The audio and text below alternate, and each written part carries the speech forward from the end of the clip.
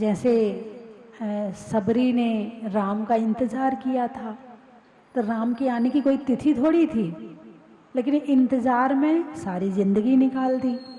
रोज़ फूल बिछाती थी, रोज़ पेड़ तोड़ के रखती थी, रोज़ सामान तैयार करती थी, लेकिन आए कब? बिना तिथि।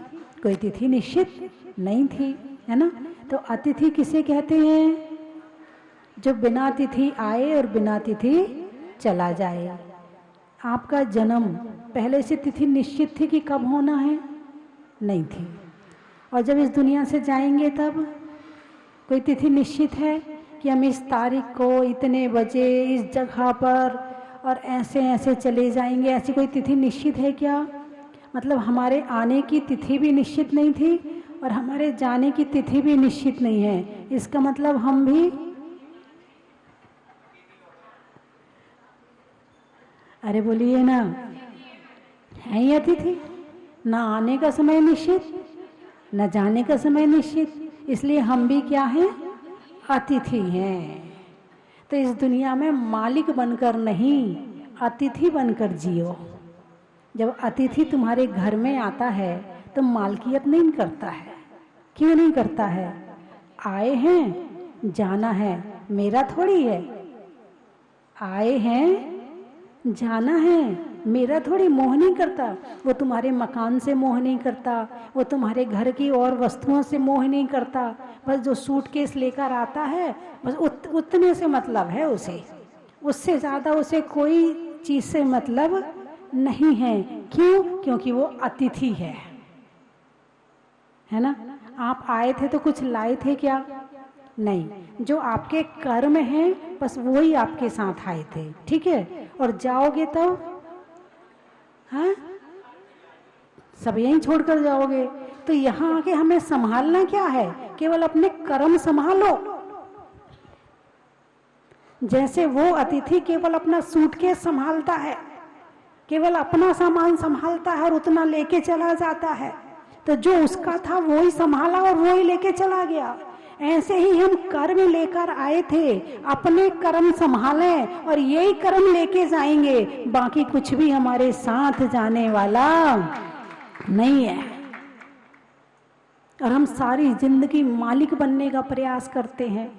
जो अतिथि बनकर जीता है वो सुखी रहता है। यदि आपके घर में चोरी हो जाए तो अतिथि को दुख होगा क्या? अरे बोलिए ना, नहीं होगा। क्यों नहीं होगा? मेरा थोड़ी है, मैं तो अतिथि हूं, मुझे तो जाना है, इनका ये जाना है, इनकी रामायण ये जाना है, मेरा थोड़ी है। ऐसा विचार उसके मन में आता है, वो मालकियत नहीं करता है। लेकिन जो उस पर मालकियत जमाता है उसे दुख होता है। ऐसे ही इस संसार में जितना भी सामान है वो सारा आए या जाए, मेरा नहीं है। क्या? अरे बोलिए ना, मोबाइल बंद कर दें, कम से कम यहाँ बैठकर तो मोबाइल को छोड़ दिया करो। कुछ स्थान ऐसे होने चाहिए जहाँ मोबाइल चलाने का त्याग हो। गुरु के सामने, भगवान के सामने मोबाइल चलाने का त्याग होना चाहिए। और नहीं तो ये मोबाइल तो आपको सोते उठते जागते सब जगह तो चल ही रहा है, और यहाँ भी चलेगा तो कौन सी जगह है जहाँ आप इसको छोड़ पाओगे? ठीक है, ऐसा कर सकते हो आप लोग कि गुरु के सामने, भगवान के सामने मोबाइल नहीं चलाएंगे। ऐसा हो सकता है क्या? अरे बोलिए ना, कौन कौन कर सकता है? हाथ उठाकर बताओ कि गुरु के सामने और भगवान के सामने मोबाइल नहीं चलाएंगे। अच्छे से हाथ उठाओ। फोटो खींचने वाली बात अलग है, हाँ फोटो खींचने वाली बात अलग है, लेकिन प्रवचन चल रहे हो तुम अपने मोबाइल में लगे हो, पूजा इधर चल रही तुम अपने मोबाइल में लगे हो, उसके लिए मना कर रहे हो। उठाइए हाथ। हाँ, जो टीवी में देख रहे हैं वो भी हाथ उठा लें। हाँ, है ना। कभी भी गुरु के सामने बैठ के, क्योंकि यहाँ से अब ये डायरेक्ट कनेक्शन हो रहा है। क्या हो रहा है? प्रवचन में हमारा और तुम्हारा कनेक्शन चल रहा है। बिल्कुल मैं आपसे जुड़ी हूँ और आप मुझसे जुड़े हो, और इस कनेक्शन से जो मिलेगा वो फिर बाकी समय नहीं मिलता है। बाकी समय में आप पर ध्यान दूं या ना दूं ये कोई जरूरी नहीं है। आप आते हो ठीक है, जरा सा देखा, हाथ उठाया, ठीक है जाओ, लेकिन इस समय मेरा पूरा ध्यान आपके ऊपर है, पूरी ऊर्जा आपके पास जा रही है, पूरी सारी चीज आपके पास जा रही है, और आप यदि कहीं और लग गए तो अब ये ऊर्जा 24 घंटे में दोबारा मिलने वाली नहीं है। इसलिए इस समय तो बिल्कुल फ्री होकर, हर चीज से निवृत्त होकर के पूरा अटैच हुआ करो। ये अटैच है हम तुम अभी, अरे बोलिए ना। और ऐसे नहीं कि यहाँ जो लोग टीवी में देखते हैं वो भी अटैच होते हैं, वो भी उनका ध्यान कहीं नहीं दिखता, लेकिन बहुत से लोग होते हैं कहीं चले जाएं, कितनी अच्छी चीज मिल जाए, वो वहां का आनंद तो लेते नहीं, बस मोबाइल में रहते हैं। आप भगवान के सामने जाओगे, दर्शन तो करोगे नहीं, हैं? किसी पहाड़ पे घूमने गए, वहां का आनंद नहीं लिया, फोटो अभी सबको भेजना है ना, सबको पता चलना चाहिए हम यहाँ गए हैं। वहां के ना तो पहाड़ का आनंद लिया, ना बर्फ का आनंद लिया, ना वहां पर जो देखने गए थे उसका आनंद लिया, बस मोबाइल में लग गए। लोग छत पे गए हवा खाने के लिए कि हवा बैठ के खाएंगे, वहां भी मोबाइल। मतलब आजकल मोबाइल ने हर जगह का आनंद खत्म कर दिया है। और एक प्रत्यक्ष उदाहरण बताऊंगा आपको। एक परिवार दिल्ली से आया, थोड़ा सा पुराने परिचित थे, तो आया, दीदी के पास फोन आ रहे थे, हम आ रहे हैं, हम आ रहे हैं, अच्छा जी आओ। वो आए तो उसका जो पति था वो तो बाहर खड़ा था, ठीक है। उसका लड़का जो था वो 8-10 साल का उसका बेटा था, वो उसे तैयार करके लाई थी पहले। उसने आते ही मुझे वंदनामी नहीं करी और बाजू में खड़ी हो गई। उसके बेटे ने फोटो खींची, अच्छा माता जी ठीक है चले हम। बिल्कुल प्रत्यक्ष उदाहरण बता रही है आपको।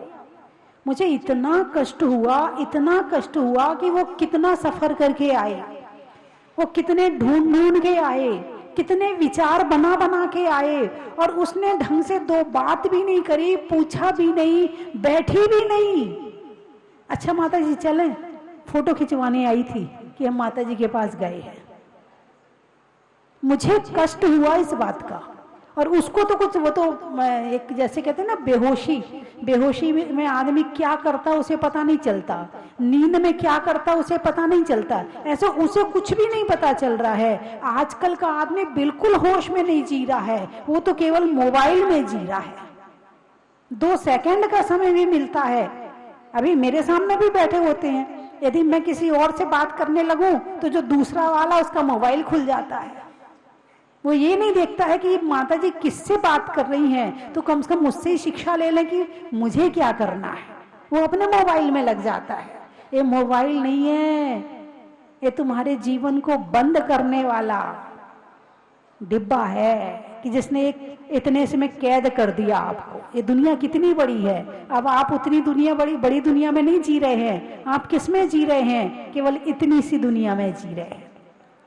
किसकी फोटो आई, क्या पहना, कैसे पहना, कैसे बाल बनाए, कैसे, मुझे क्या करना, उसका अच्छा लग रहा कि खराब लग रहा, मेरा अच्छा लगेगा कि, बस इसमें ही लगे रहते हैं।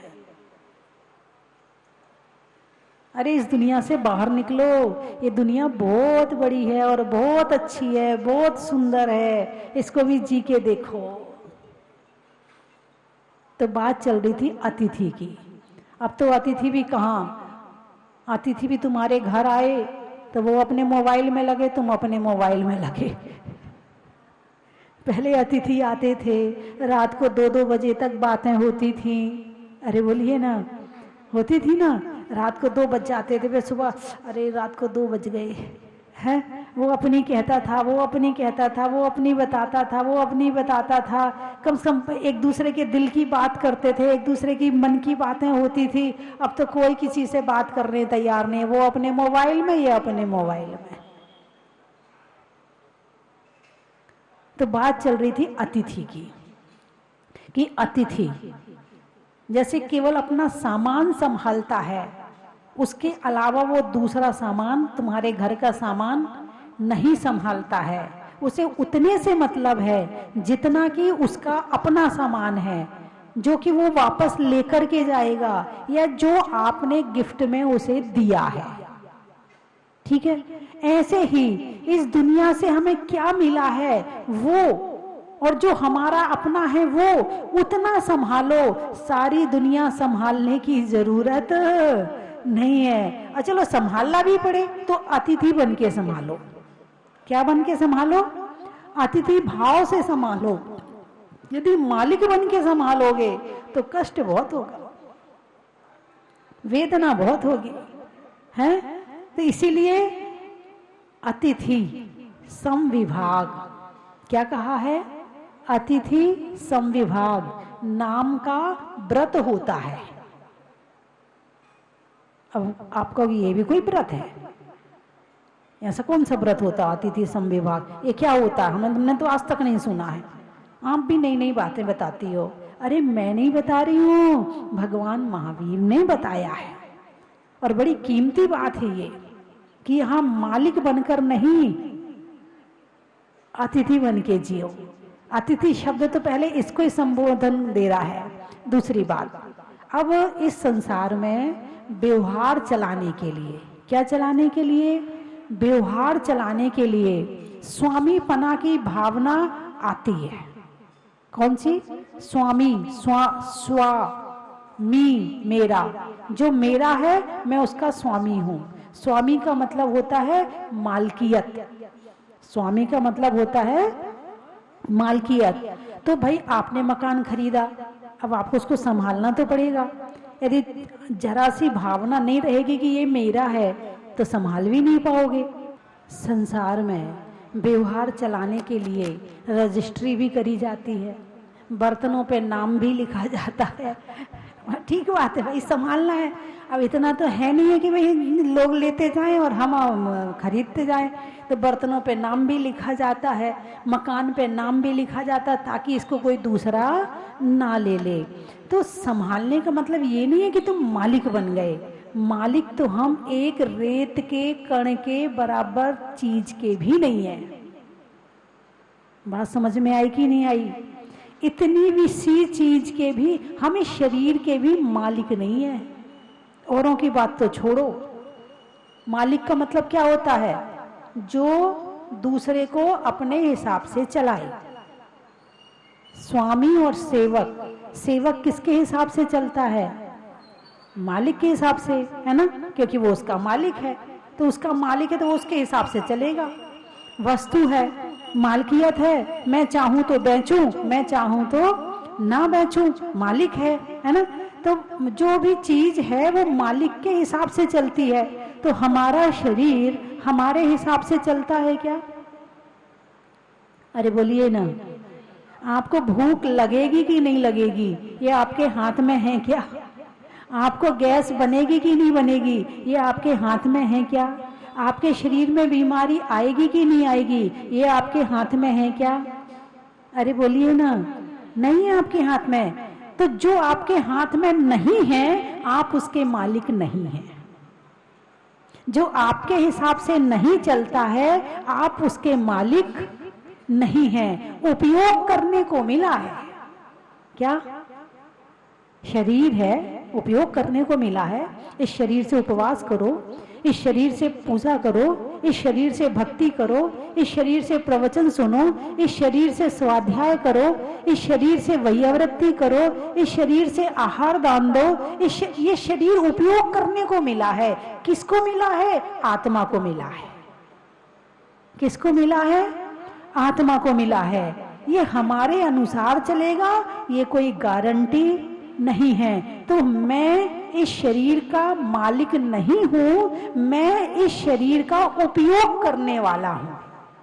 जैसे आपने किसी को ब्याज पर या किराए पर मकान दे दिया, किराए पर मकान दिया ना, तो किराए पर मकान देने पर मकान उसका हो गया क्या?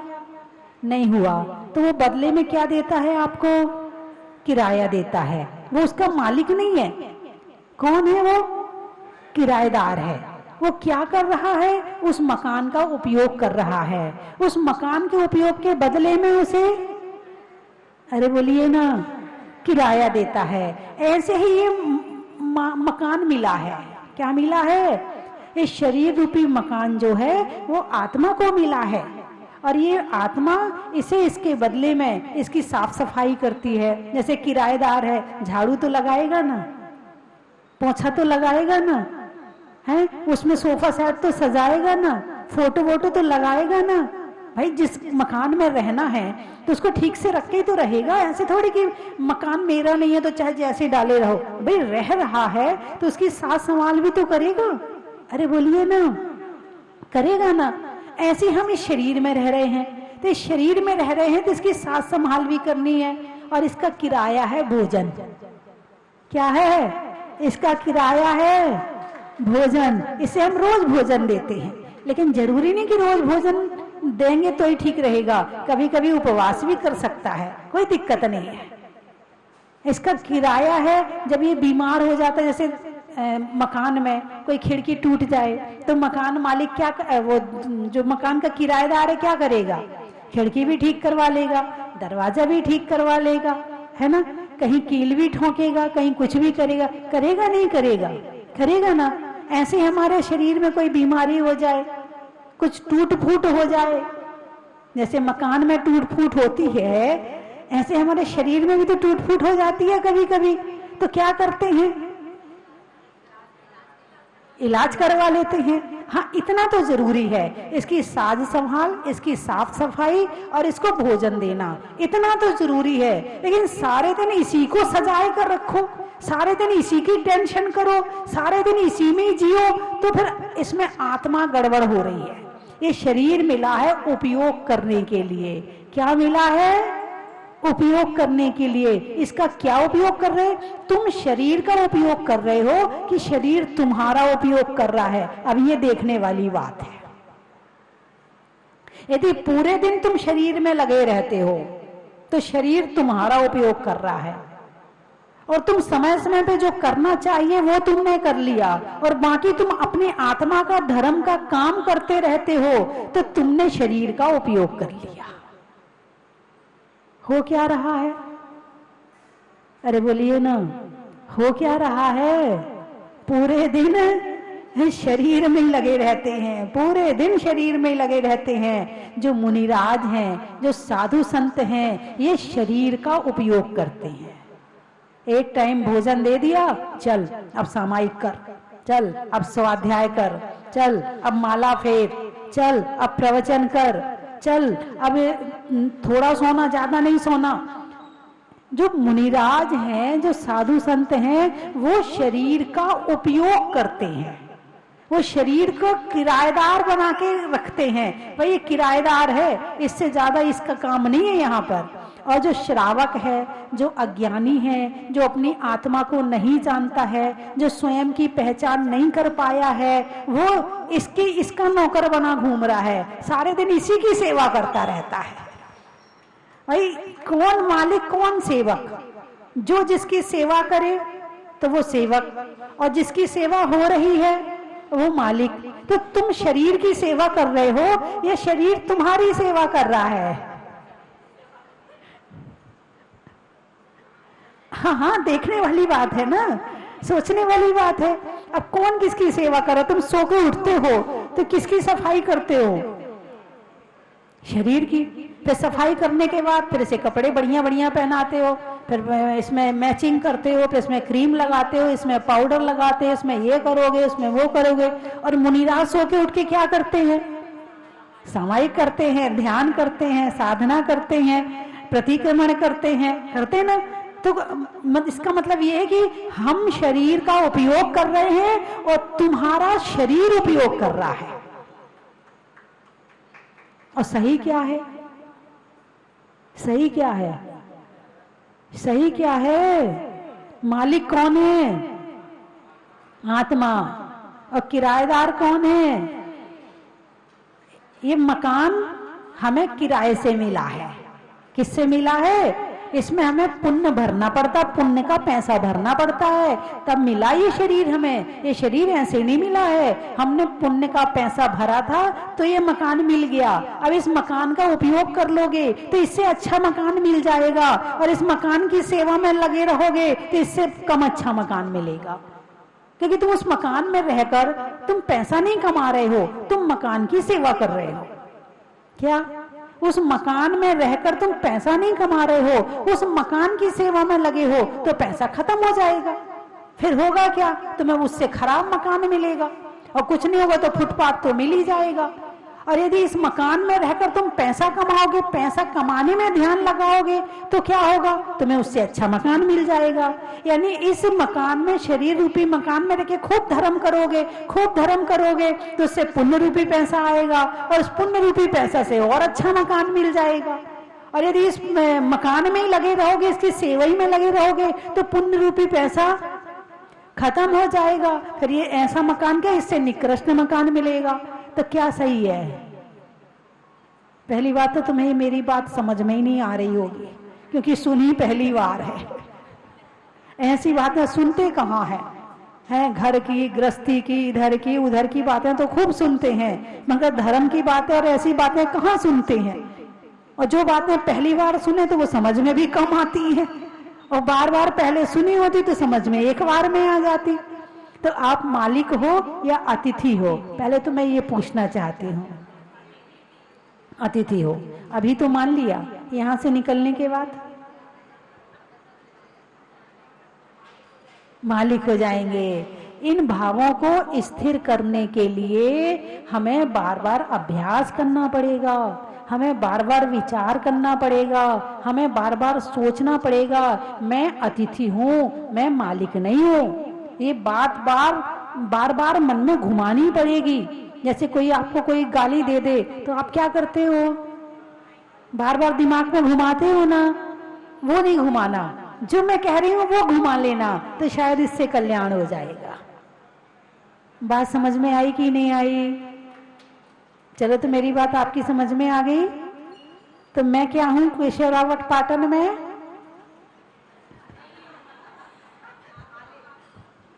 मैं क्या हूं? अतिथि हूं, आई हूं और चली जाऊंगी। अतिथि किसे कहते हैं? जो आता है और चला जाता है। तुम कोई स्थायी हो क्या? अरे बोलो ना, तुम क्या यहाँ अमृत पीकर आए हो क्या? अमर होके आए हो क्या? आज नहीं, 10 साल बाद, 10 साल बाद नहीं, 20 साल बाद, 20 साल बाद नहीं, 30 साल बाद जाओगे तो सही। तो जिसको जाना है वो अतिथि, जिसको जाना है वो अतिथि। और अतिथि को उस वस्तु से मोह नहीं होता है जहां वो रहता है। इसीलिए अपने आप को क्या समझना चाहिए? अतिथि समझना चाहिए, है ना। महीने में तिथि का, महीने में तिथि का, नारियों में सती का, नारियों में सती का, और हमारे इस दुनिया में अतिथि का। नदी में नाव का, शरीर में पाव का, और अतिथि जैसे होने वाले भाव का। पढ़ने में अध्याय का, पंच परमेष्ठी में उपाध्याय का, और करने में स्वाध्याय का। पाँव में टखने का, भोजन में नहीं चखने का। और ये वाली बात कि मैं अतिथि हूँ सदा याद रखने का। अनाज में दाने का, इनाम में पाने का, और बात समझ में आने का। चावल में चुनने का, बुनाई में बुनने का, और ध्यान से सुनने का। शरीर में दिल का, चूहे में बिल का, और मंदिर में नहीं चलाने में मोबाइल का। बोलिए 24 भगवान की। और आज एक और मेरे मन में बात आई है कि जो अभी मैंने 20 दिन के विधान शुरू किए थे, तो मेरा मन ऐसा है कि ये विधान तब तक हों जब तक यहाँ पर मंदिर ना बन जाए, तब तक ये विधान चलते रहना चाहिए, है ना। मेरी ऐसी भावना है। और राशि भी कोई बहुत बड़ी नहीं रखी है, मात्र छोटी सी 5100 रुपए की राशि है। तो हर व्यक्ति जो जहां बैठा है वहीं से बैठकर अपनी तरफ से विधान करवाए और यहाँ आकर करे तो मुझे बड़ी खुशी होगी। जो मेरी बात सुन रहे हैं, यदि वो लोग यहाँ आकर विधान करेंगे तो मुझे ज्यादा अच्छा लगेगा। तो साल 2 साल में हम कह रहे आज थोड़ी आना है, कल ही थोड़ी आना है, साल में जब मौका मिले एक बार आकर केशव राय पाटन में मुनि सुब्रत विधान जरूर कर लेना। और जितने आपके रिश्तेदार हैं उनको, सबके रिश्तेदारों को भी, जो पाटन वाले सब रिश्तेदारों का एक एक विधान सबका लिखना और साल में कभी भी उन्हें बुलाकर एक बार विधान जरूर करवाना उनसे। अरे बोलिए ना, ठीक है। चलिए पंडित जी। महानुभाव, जैसा कि आप सभी को पता है, इस तीर्थ क्षेत्र का जीर्णोद्धार चल रहा है और आप सभी का निरंतर सहयोग हमें प्राप्त हो रहा है। मैं एक बार आज के जिनकी हमें स्वीकृति प्राप्त हुई है, मैं उनके उनको बहुत बहुत धन्यवाद और मैं उनके एक बार नाम ले देता हूं। श्रीमती उषा रानी जी, प्रभात जी, किशोर जी, संगीता जी नोएडा से, उन्होंने हमें निर्माण सारथी के रूप में अपनी स्वीकृति प्रदान की है 1,11,000 रुपए की राशि के माध्यम से। निर्माण सारथी के लिए ही डॉक्टर ऋचा जी, डॉक्टर संजय जी हापुड़ से, उन्होंने भी हमें 1,11,000 रुपए की राशि प्रदान की है। साथ ही रतन शिला के लिए सरोज जी, धर्मपत्नी स्वर्गीय श्रीमान नरेश चंद जी, अनु जी, अन्या जी, सन्वी जी दिल्ली से, और ताम्रशिला के लिए उषा जी, धीरज जी, वर्षा जी, धर्मेंद्र जी इंदौर से, उस परिवार ने हमें स्वीकृति प्रदान की है, बहुत बहुत अनुमोदना। इसके साथ ही 21,000 रुपए की राशि स्वर्णशिला के लिए स्वर्गीय आनंद जी, अलका जी, अभिषेक जी, अनिमेश जी, विराज मार्बल साहिबाबाद गाजियाबाद से, रजत शिला के लिए पदमचंद जी, प्रेम देवी जी, पाटनी जी, प्रतिष्ठाचार्य विमल कुमार जी बनेठा वाले जयपुर वालों की ओर से बहुत बहुत धन्यवाद। रजत शिला के लिए तेजमल जी, अंकुश जी, उत्कर्ष जी धनोपिया दादावाड़ी कोटा से, अनिल जी, संतोष जी, गोधा परिवार गोधा फाउंडेशन उदयपुर से, रजत शिला के लिए सरोज देवी जी छाबड़ा मुंबई से, जिनेन्द्र जी, शरण जी, सुनीता जी, प्रमोद जी, भावेश जी, मनन जी करेरा वाले शिवपुरी मध्य प्रदेश से, साथ ही ताम्रशिला के लिए सत्येंद्र कुमार जी शालीमार दिल्ली से, श्रीमती कमलेश जी, ज्ञानचंद जी, अशोक विहार दिल्ली से, स्वर्गीय आनंद जी, अलका जी, अभिषेक जी, अनिमेश जी, विराज जी 5100 रुपए की राशि ताम्रशिला के लिए। ताम्रशिला के लिए ही श्रीमती मीना जी, रामप्रसाद जी गाजियाबाद से, रविंद्र जी, देवीदास जी जैन नासिक से, निशांक जी, राजीव जी ऋषिकेश उत्तराखंड से, श्रीमती रुचि जी, अभिषेक जी कासलीवाल लोहरदा से 2100 रुपए की राशि। और सामान्य सलाह के लिए ही मैं नाम घोषणा करता हूं, पुष्पा जी, सीमा जी, खुशी जी ग्वालियर से, और ऋषभा जी, अक्षय जी वर्धमान कला औरंगाबाद से, श्रीमान ताराचंद जी, राहुल जी, अभिषेक जी कोटा से, मुदित जी, अंकित जी आबू रोड से, श्रीमान राम रतन जी, प्रेमवती जी, अक्षय जी, निधि जी, ब्रजेश जी कोटा से, शारदा देवी जी, रसिकलाल जी लखावत कुशलगढ़ से, अनूप जी, धर्मचंद जी, सचिन जी सोनी इंदौर से, अंकुश जी, श्रीमती रीना जी जैन समस्त राधुगढ़ से, नेमी चंद जी, सरिता जी बड़जात्या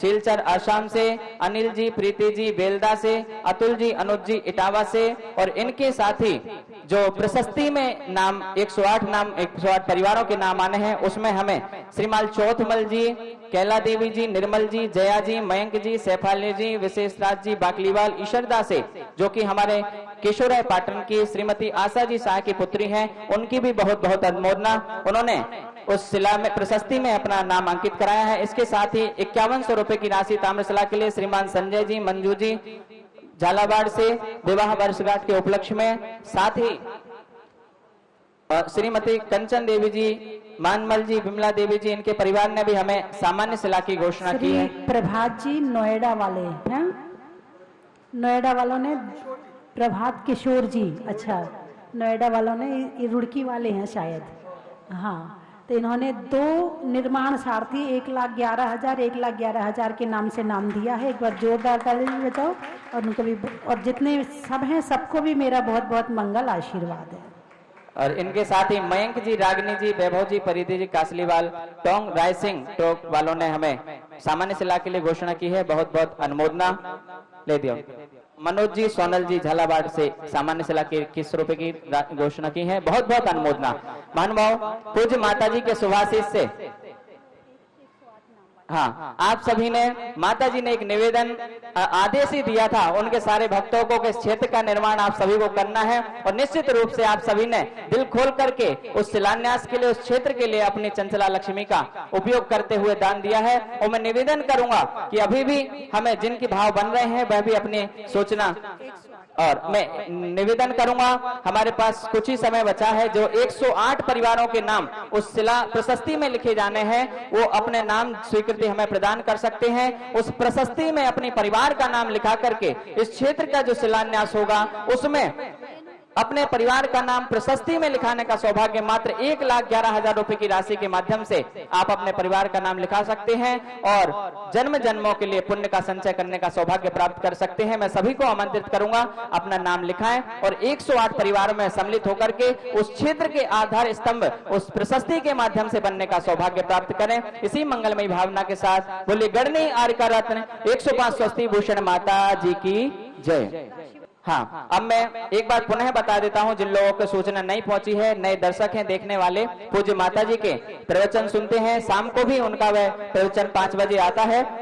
आप निर्माण सारथी के रूप में 1,11,000 रुपए की राशि देकर के इस क्षेत्र के निर्माण सारथी, साथ ही निर्माण मित्र के लिए 51,000 रुपए की राशि देकर के इस क्षेत्र के निर्माण मित्र बन सकते हैं, और साथ ही निर्माण सहयोगी के लिए 31,000 रुपए की राशि देकर के निर्माण सहयोगी रूप के बन करके आप इस क्षेत्र से जुड़ सकते हैं। साथ ही महानुभाव, आप सभी इस क्षेत्र में जो 12 जुलाई को होने वाला शिलान्यास है, ऐसे ऐतिहासिक शिलान्यास में अपने परिवार के नाम से एक शिला रखने का सौभाग्य, हीरक शिला जिसकी राशि मात्र 51,000 रुपए है, रत्न शिला 31,000 रुपए की राशि के माध्यम से, स्वर्ण शिला 21,000 रुपए की राशि के माध्यम से, रजत शिला 21,000 रुपए की राशि के माध्यम से, और रजत शिला मात्र 11,000 रुपए की राशि के माध्यम से, ताम्र शिला 5100 रुपए की राशि के माध्यम से, और सामान्य शिला 2100 रुपए की राशि के माध्यम से रखने का सौभाग्य प्राप्त कर सकते हैं। साथ ही इस क्षेत्र के आजीवन सदस्य बनने का सौभाग्य भी पूज्य माता जी के आशीर्वाद से प्राप्त हो रहा है, जिन्होंने जीवन में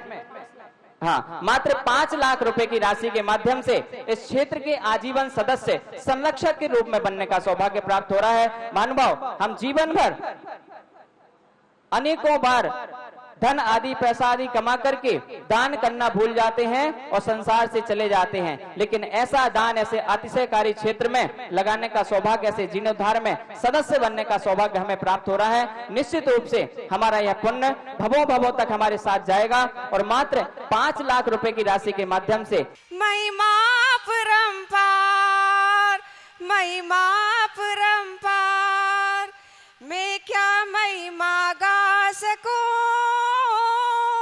गाता है संसार, गाता है संसार, तेरे चरण में, तेरी शरण में, तेरी चरण में, तेरी शरण में बीते जीवन सारा, हो हमें आना पड़ेगा इस दर पे दोबारा, हो हमें आना पड़ेगा इस दर पे दोबारा। कितना प्यारा तेरा द्वारा, यही गुजारो जीवन सारा, तेरी दरस की लगन है, हो हमें आना पड़ेगा इस दर पे दोबारा, हो हमें आना पड़ेगा इस दर पे दोबारा। बोलो स्वस्ति भूषण माता जी की जय। तीर्थंकर की मूरत हो, विश्व तीर्थंकर की मूरत को मन भर के निहारना। चलो स्वस्ति धाम, चलो स्वस्ति धाम, आओ स्वस्ति धाम, चलो स्वस्ति धाम, चलो स्वस्ति धाम, चलो स्वस्ति धाम, आओ स्वस्ति धाम, चलो स्वस्ति धाम।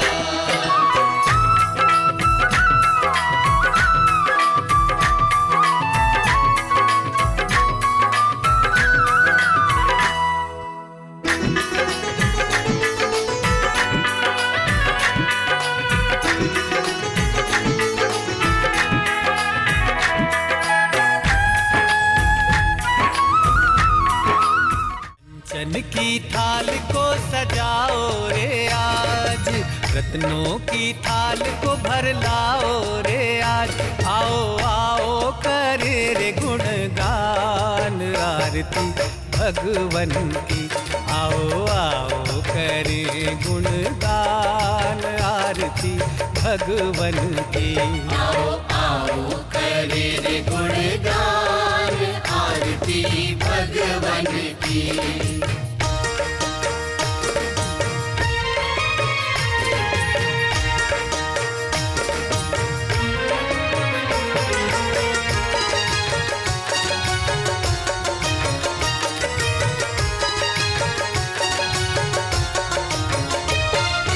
पिता सुमित्र के राज दुलारे, माँ पद्मा जी के नैनों के तारे। पिता सुमित्र के राज दुलारे, माँ पद्मा जी के नैनों के तारे। राजस्थान की धर्मस्थली केशवरायपाटन जिला बूंदी में भारत गौरव स्वस्ति धाम जहाजपुर तीर्थ प्रणेत्री परम विदुषी लेखिका गणनी आर्यका 105 श्री स्वस्ति भूषण माता जी के परम निर्देशन में निर्माणाधीन 2500 वर्ष प्राचीन श्री मुनि सुव्रतनाथ दिगंबर जैन अतिशय क्षेत्र का जीर्णोद्धार, जिसमें प्राचीनता और नवीनीकरण का अद्भुत मेल माता जी की प्रेरणा से आप सभी को देखने को मिलेगा। तो फिर देर किस बात की, क्योंकि 100 नए मंदिर बनाना और एक प्राचीन तीर्थ का जीर्णोद्धार कराने का फल बराबर है। तो इस पुण्य के कार्य में अपने द्रव्य का सदुपयोग कर पुण्यानुबंधी पुण्य का सृजन अवश्य करें। निर्माण सारथी 1,11,000 रुपए, निर्माण मित्र 51,000, निर्माण सहयोगी 31,000 एवं निर्माण शिला योजना हीरक शिला 51,000, रत्न शिला 31,000, स्वर्ण शिला 21,000, रजत शिला 11,000, ताम्र शिला 5100, सामान्य शिला 2100 रुपए। निम्न प्रकार की योजनाओं से जुड़कर अपने कल्याण का माध्यम बने। दान देने हेतु खाता विवरण निम्नवत है। अधिक जानकारी हेतु संपर्क करें 8306423108 और 9351996323।